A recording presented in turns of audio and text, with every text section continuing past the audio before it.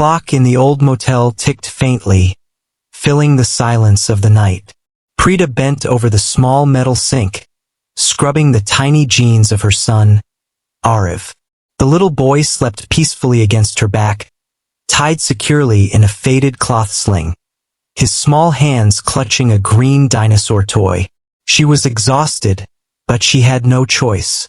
The laundromat down the street cost more than she could spare, and the motel's washing service charged almost double. Every penny mattered now. Her hands worked quickly, almost mechanically, but her mind was far away, counting coins, worrying about tomorrow's meals, and praying that the motel owner wouldn't throw her out for being behind on rent. Life had been cruel ever since her husband left 2 years ago, disappearing without a word. Preeta had learned to survive with resilience, even if it meant washing clothes at midnight in a sink too small for the load. She didn't notice the sound of footsteps in the hallway until the door creaked.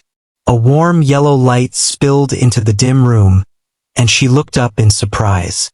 A man stood at the doorway, tall, broad-shouldered, dressed in a navy blue suit that looked far too expensive for a rundown motel. His tie was loosened, his expression unreadable. For a moment, their eyes met, hers startled and defensive, his calm but curious. "Sorry," he said softly, almost hesitant.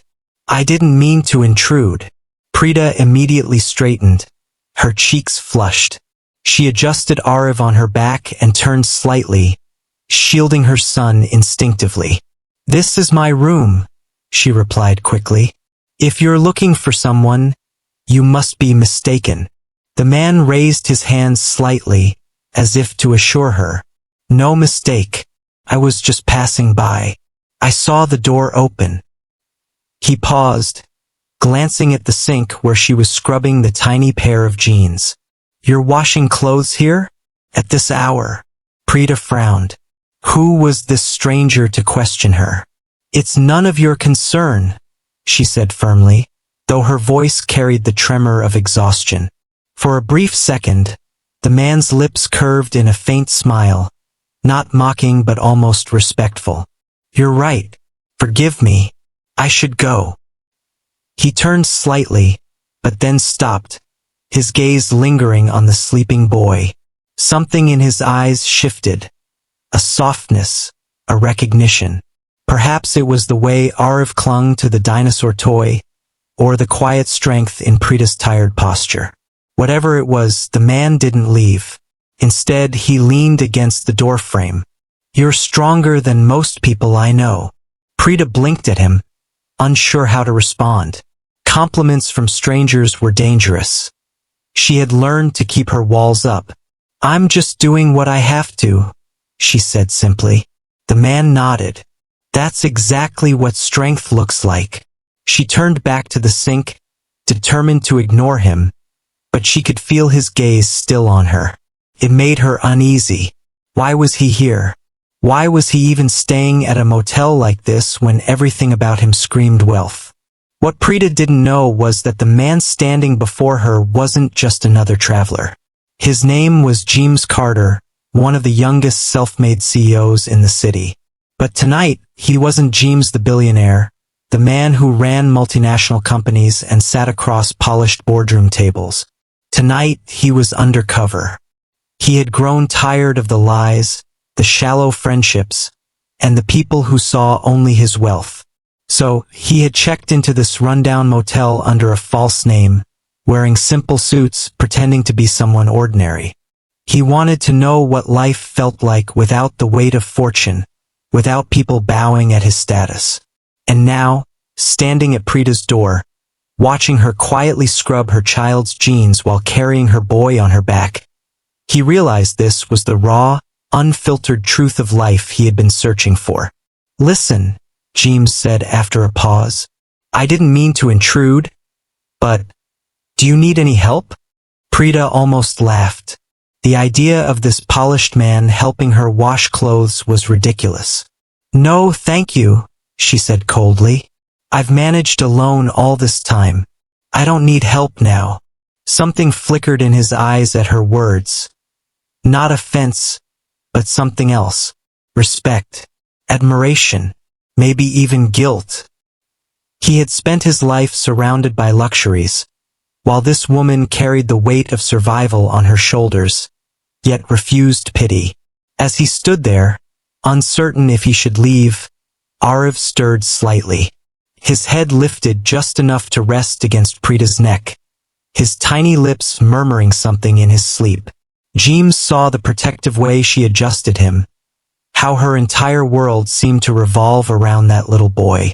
And in that moment, something stirred within James. A question he had never asked himself before. What if real strength and wealth weren't in money, but in love and sacrifice like this woman's?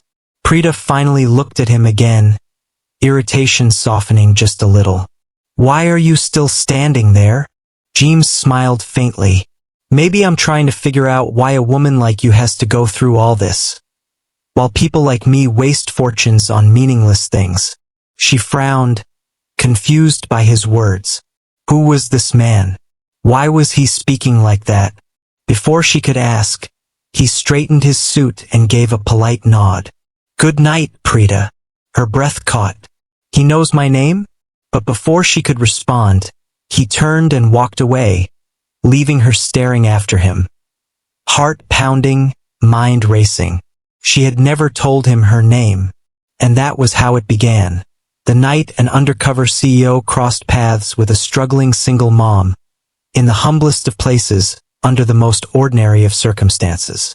Neither of them knew then how deeply their worlds were about to collide. The next morning, sunlight streamed through the thin curtains of Preeta's motel room. She woke before Arav, her back aching from carrying him all night. The little boy stirred but didn't wake, clutching his dinosaur toy as if it were his treasure. Preeta brushed a hand over his soft hair, her heart tightening with love and worry. Rent was due in 3 days. She had barely enough for food, let alone a roof over their heads. She tied her hair back and began folding the small pile of washed clothes that had dried overnight.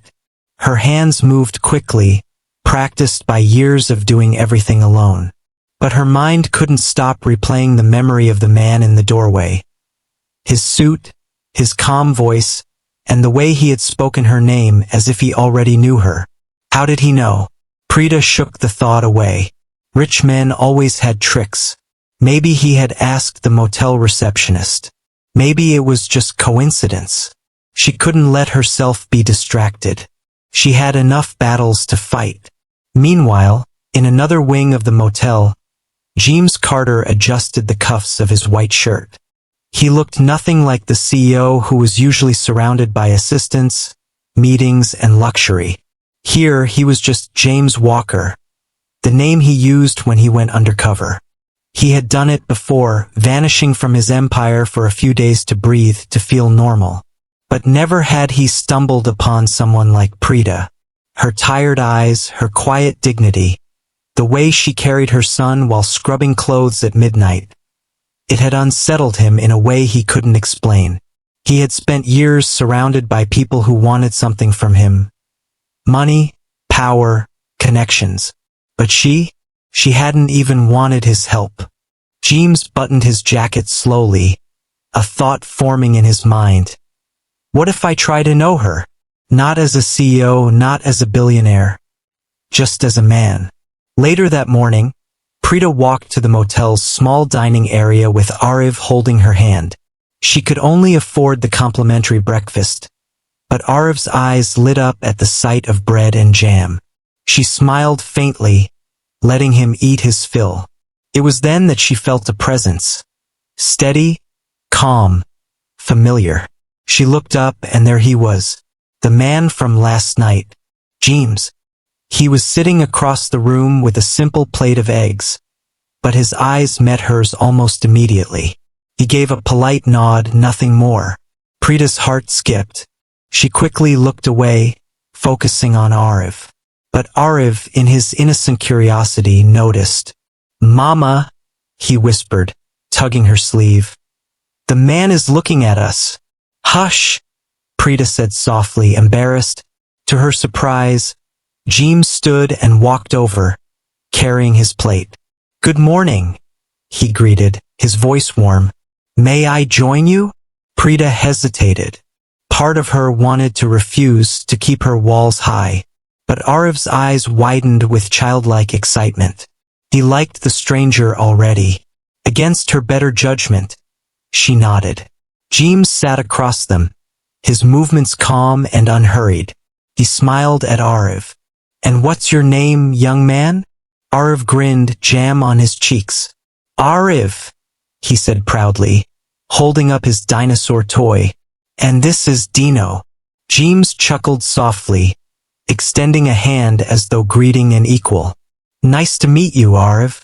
And you too, Dino." The little boy giggled, instantly charmed. Preeta watched silently, her defenses slowly weakening.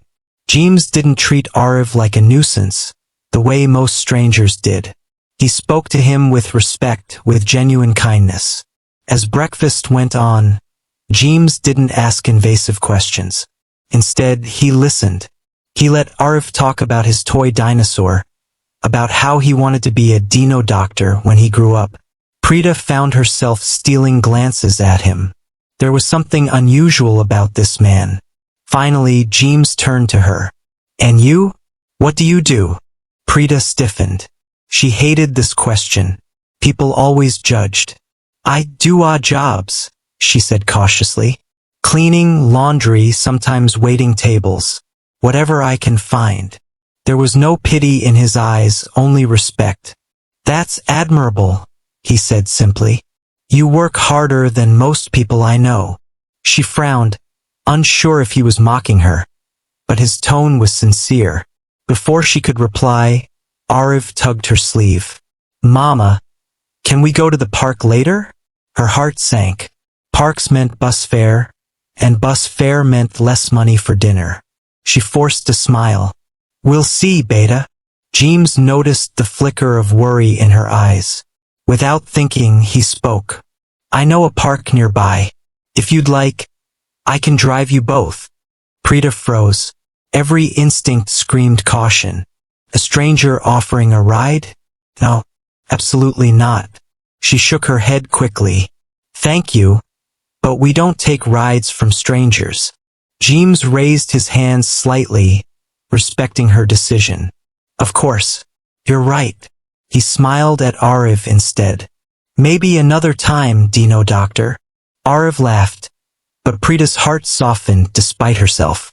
This man, this James Walker, was different.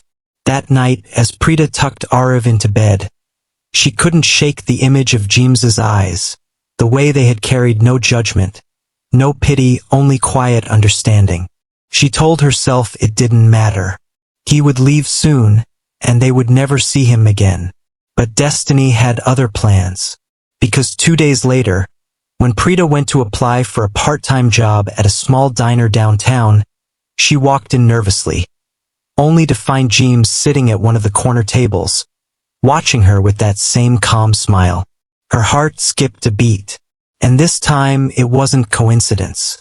The diner smelled of coffee and fried eggs, the kind of place where working-class families came to fill their stomachs without emptying their wallets.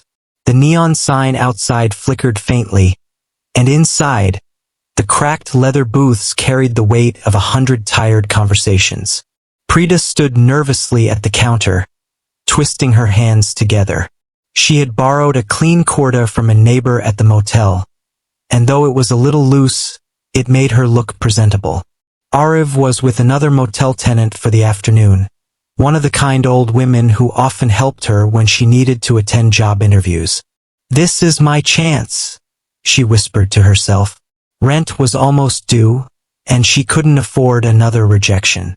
The manager, a heavy-set man with a kind smile, handed her an apron. "We're short-staffed. If you can handle a trial shift today, the job is yours." Relief washed over her. "Yes, sir. Thank you." She tied the apron tightly, ready to prove herself. Across the room, in a quiet corner booth, James Carter watched with careful eyes. He hadn't planned to reveal himself so soon, but fate, or perhaps something deeper, kept throwing him into Preeta's path. As James Walker, he was supposed to be blending in, experiencing the world without the shadow of his wealth. But Preeta had become an anchor for his restless soul. The way she carried herself, with pride despite her struggles, fascinated him. She didn't want pity, and she certainly didn't seek favors. That alone set her apart from nearly everyone he knew. He stirred his coffee slowly, hiding his presence behind the newspaper spread before him. But in truth, his eyes never left her. Preeta began her shift, balancing trays, taking orders and wiping tables. She moved quickly, focused, and graceful despite her exhaustion. Some customers complained, others smiled, but she handled them all with quiet patience. When she approached the corner booth, her steps faltered. There he was, the man from the motel, sitting like he belonged in this simple diner, though everything about his aura screamed otherwise. "You again," she murmured under her breath. "Me again," James replied with a faint smile. "Looks like this diner just got luckier." She frowned, handing him a menu. "Are you following me?" He chuckled softly. "I could ask you the same thing." Her cheeks warmed, though she quickly masked it with irritation. "This is my job now. Please don't make it harder for me." "I wouldn't dream of it," he said gently. Then he added, almost teasingly, "Coffee, black, and maybe one of those blueberry pies? They look better than the ones I've had in expensive hotels." She narrowed her eyes.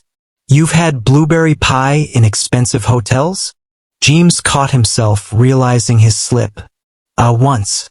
Didn't taste half as good as this place smells, though." He covered quickly, and Preeta didn't push further. She scribbled his order down and turned away, but her lips twitched with the ghost of a smile. As the day wore on, Preeta grew more comfortable in her role. She worked tirelessly, and despite her fatigue, she carried herself with dignity. James watched the way she managed every little task, as if the survival of her world depended on it. At one point, a rude customer snapped at her, demanding faster service. Preeta bowed her head respectfully and hurried off, but James's jaw tightened. He had the urge to step in to defend her, but he restrained himself. She didn't need saving. She needed respect. When her shift finally ended, Preeta untied her apron, her shoulders slumping with exhaustion. She hadn't realized how much she had missed the structure of a job, the rhythm of serving and earning. Even if the pay was small, it was honest. As she stepped outside into the fading evening light, she was startled to find James waiting by the curb. "You're still here?" she asked, half annoyed, half curious. He shrugged, his hands tucked in his pockets. "Thought I'd walk you back. The neighborhood isn't the safest after dark." Preeta hesitated. A part of her wanted to refuse. She didn't need protection. She had been protecting herself and Arif for years. But another part of her, the part that was bone-tired and secretly longing for someone to share even a sliver of the burden, remained silent. "Fine," she said quietly. They walked side by side, the silence between them heavy but not uncomfortable. After a few moments, James spoke. "You're remarkable, you know?" Preeta glanced at him sharply. "Don't romanticize my struggle. There's nothing remarkable about being poor and desperate."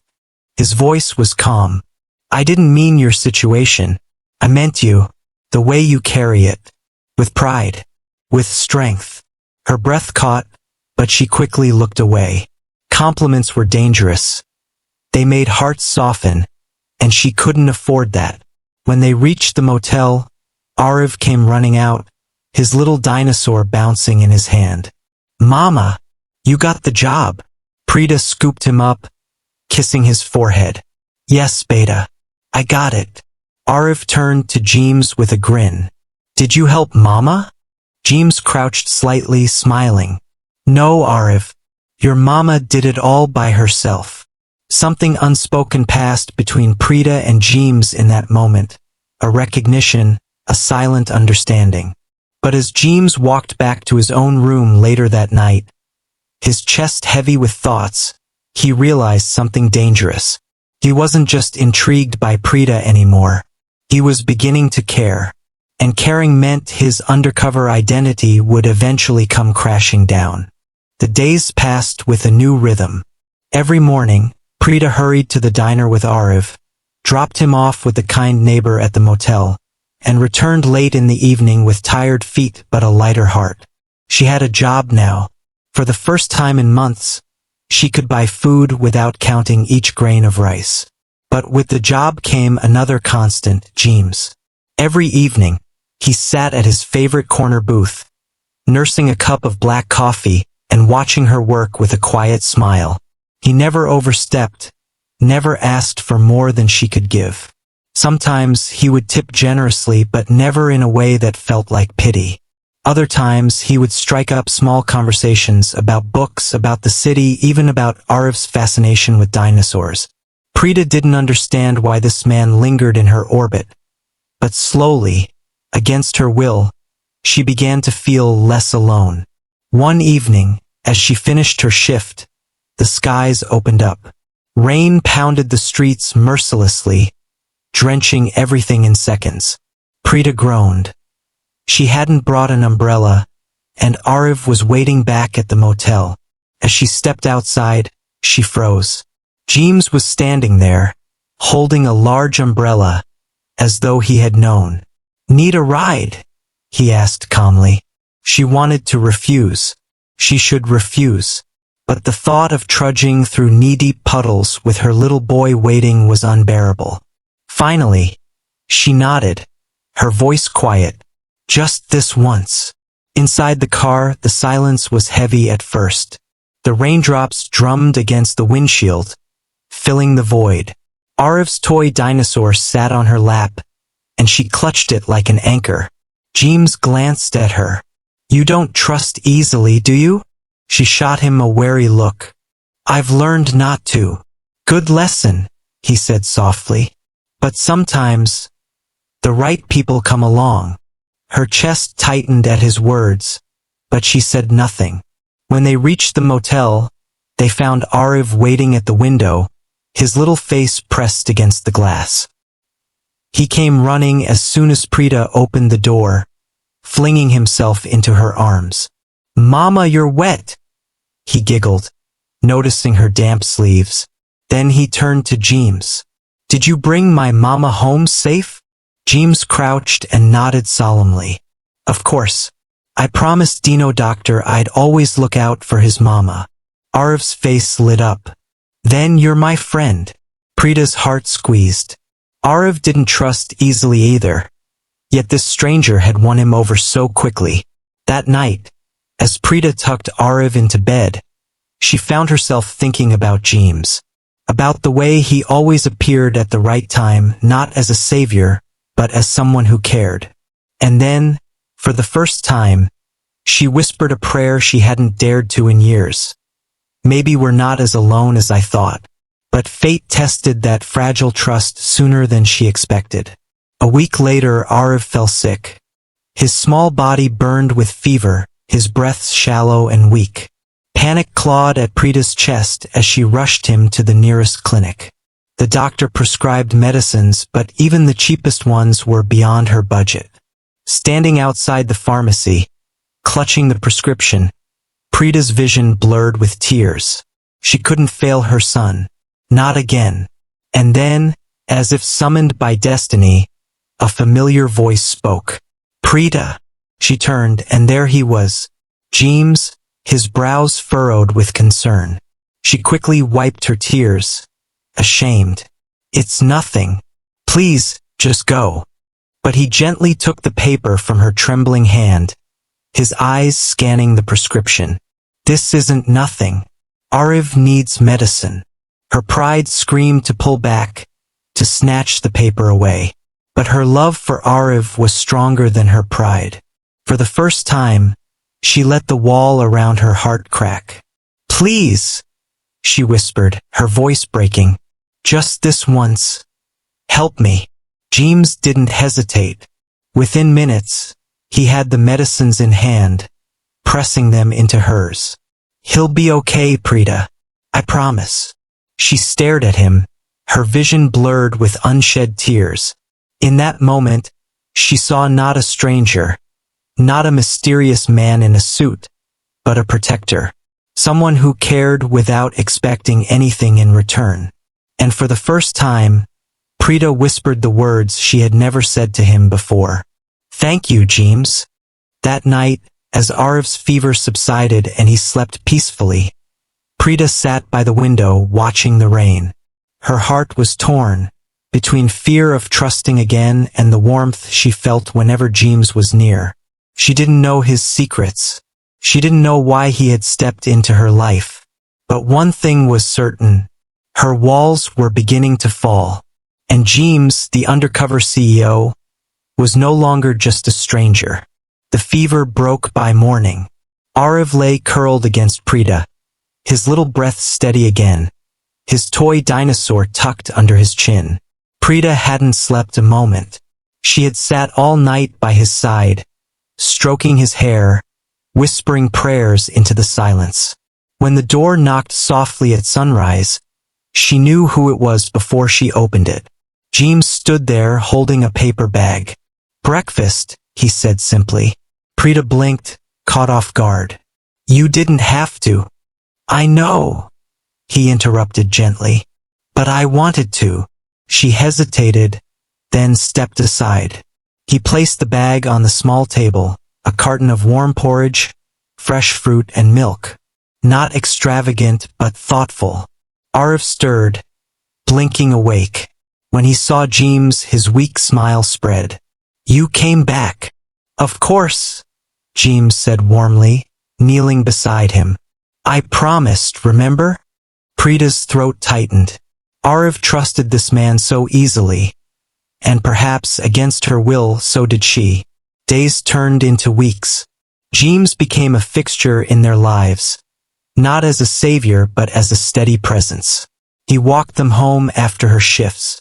He played with Ariv in the park, pretending to be chased by dinosaurs until both were breathless with laughter.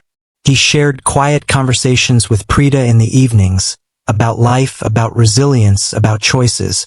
But he never spoke about himself. Whenever she asked, he deflected. I do some consulting work, he would say vaguely. Or, I move around a lot. Easier that way. Preeta didn't push, though a quiet suspicion grew in her chest. There was something about him. The way he carried himself, the quiet confidence in his eyes, the way people at the diner unconsciously respected him. He wasn't ordinary, but she told herself it didn't matter. Whatever secrets he had, they weren't hers to know. Until the night everything began to unravel. It was a Friday evening at the diner. The place was packed. Families, couples, tired workers grabbing a meal. Preeta balanced trays with practiced grace, moving quickly between tables. James was, as always, in his corner booth. But tonight he wasn't alone. Two sharply dressed men had walked in earlier, scanning the diner like hawks. Preeta noticed how their eyes widened when they spotted James. They hurried over, leaning close to him, their voices urgent. Preeta couldn't hear their words over the diner's chatter, but she noticed the way James's jaw tightened, the way his calm mask slipped for just a second.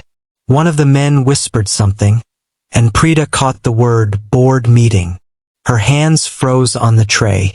Board meeting? Then another word floated across the diner. Shareholders. Preeta nearly dropped the tray. These weren't words ordinary men used. And the way the two suited strangers addressed him, with respect, with urgency, told her everything she needed to know. James wasn't who he said he was. Later that night, as she walked home with Ariv, James caught up to her. Preeta, wait, he called. She turned sharply, her voice colder than ever. Who are you, really? He froze. I told you. No, she snapped. No more lies. I heard them. Board meetings? Shareholders? You're not some drifter. You're not James Walker. So who are you? For the first time since she had met him, James looked uncertain, vulnerable. He ran a hand through his hair, his carefully constructed disguise crumbling. Preeta, please, he said softly. I'll tell you everything. Just not here. Not like this. Her eyes burned with anger and betrayal. You made me trust you. You made my son trust you. And all this time you've been lying.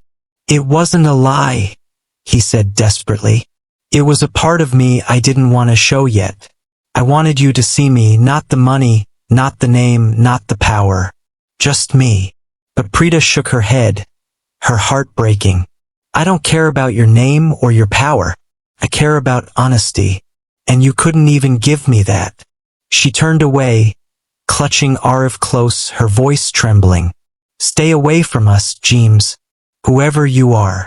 That night, as rain poured against the motel window, Preeta sat with Arif in her arms, her heart aching with betrayal. She had let him in. She had allowed herself to hope, just a little. And now it felt like all of it had been built on lies. Meanwhile, across the city, James sat in the back of a black car, his assistant briefing him on urgent company matters. But he wasn't listening. His mind was still in that narrow street, replaying the look in Preeta's eyes when she walked away. For the first time in years, the man who had everything felt utterly powerless. The rain had stopped, and the city outside seemed calmer than it had in weeks. The night air carried a rare kind of peace.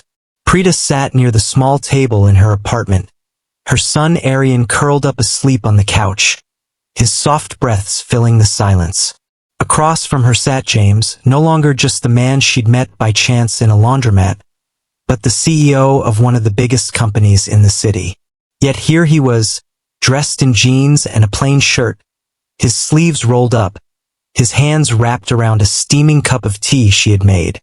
He looked almost ordinary, except for the weight of the truth he had just confessed. Preeta stared at him, her heart torn. He had lied. He had hidden who he was. But hadn't he also been the one who stood by her when she was broken? Hadn't he lifted her up when the world tried to bury her? Why didn't you just tell me? She finally whispered. James leaned back, his eyes tired but honest. Because the world only ever sees me as a CEO, a billionaire. People treat me like a title, not a man. I needed to know if someone could care for me without knowing any of that. And then I met you, Preeta. You weren't just different. You were real. His voice cracked on the last word. Preeta looked down at her hands. The calluses from her endless work told her own story, of sacrifice, of pain, of survival. And yet, somewhere deep inside, she knew he wasn't lying. She had seen his eyes when he helped Aryan with homework, when he carried groceries for her without being asked, when he laughed at her sarcastic jokes late at night. That wasn't a billionaire's act. That was a man's heart. Still, her walls rose. James, I don't need saving. Not from you, not from anyone. I fought too hard to stand on my own. James set down his cup and leaned forward, his gaze piercing hers. I don't want to save you, Preeta. I want to walk beside you. To build something, not out of pity, but out of love. Her chest tightened. The sincerity in his voice was undeniable. Just then, Aryan stirred and mumbled, half asleep, Mama, where's Uncle James? Preeta's heart softened. James stood, gently covering Aryan with a blanket, brushing a strand of hair from the boy's forehead like he'd done it 1,000 times. That small act told Preeta more than all the riches in the world ever could. The turning point. The following week, everything changed. James stopped hiding. He came clean not only to Preeta, but to the people at work who had wondered why their CEO had disappeared into ordinary streets for weeks. The news spread, the billionaire who lived undercover among the struggling, who found love in the most unexpected place. Reporters swarmed, Headlines screamed, but James shielded Preeta and Arian like a fortress. He didn't flaunt her, he protected her. When people asked invasive questions, he simply said, "She is the strongest person I've ever known. If you want to know my success, it's her." Preeta was stunned. For the first time in her life, she wasn't being looked down on. She was being lifted up. But she wasn't ready to depend on James' money. So she insisted on continuing her work, her independence. James didn't fight her, he respected her choice. Instead, he quietly invested in her dream, opening a small daycare center where single mothers like her could leave their children while they worked. When Preeta walked into the building for the first time and saw the sign, Preeta's Haven, supported by the Arian Foundation, tears blurred her vision. James had named it after her son. She looked at him, overwhelmed. "Why would you do this?" He smiled, his voice quiet. "Because you once told me you never wanted another child to feel as lost as Arian did. Now they won't." The ending that changed everything. Months passed. The daycare thrived. Arian blossomed. Preeta found herself smiling more than she cried, laughing more than she worried. Slowly, her heart allowed itself to trust James again. One evening, James took her to the rooftop of his headquarters. The skyline shimmered, and the city lights painted the sky like fallen stars. "Preeta," he said, his voice steady but soft, "you taught me that wealth means nothing if it isn't shared. You reminded me what it means to be human. I don't care about the titles or the empire. I care about this us." He knelt down, not with the extravagance of diamonds or staged photographers, but with a simple silver ring. Arian, who James had secretly brought along, clapped his little hands. "Say yes, Mama." Preeta's eyes filled. She thought of the laundromat sink, of cold nights, of empty pockets. She thought of how far she had come, not because someone saved her, but because someone believed in her. With tears streaming down her face, she whispered, "Yes." James slid the ring onto her finger, and for the first time, she allowed herself to lean into his arms without fear.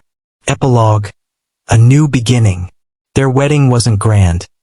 It was simple, filled with laughter, with Arian running around, with James looking at her as if she was the only person alive. The city called it the fairy tale of the undercover billionaire. But to Preeta, it wasn't a fairy tale. It was real. And as she stood beside James, holding Arian's hand, she finally understood. Sometimes, love doesn't arrive in the form of rescue. It arrives in the form of partnership, of faith, of two broken souls choosing to build a whole new world together. Sparkles the end.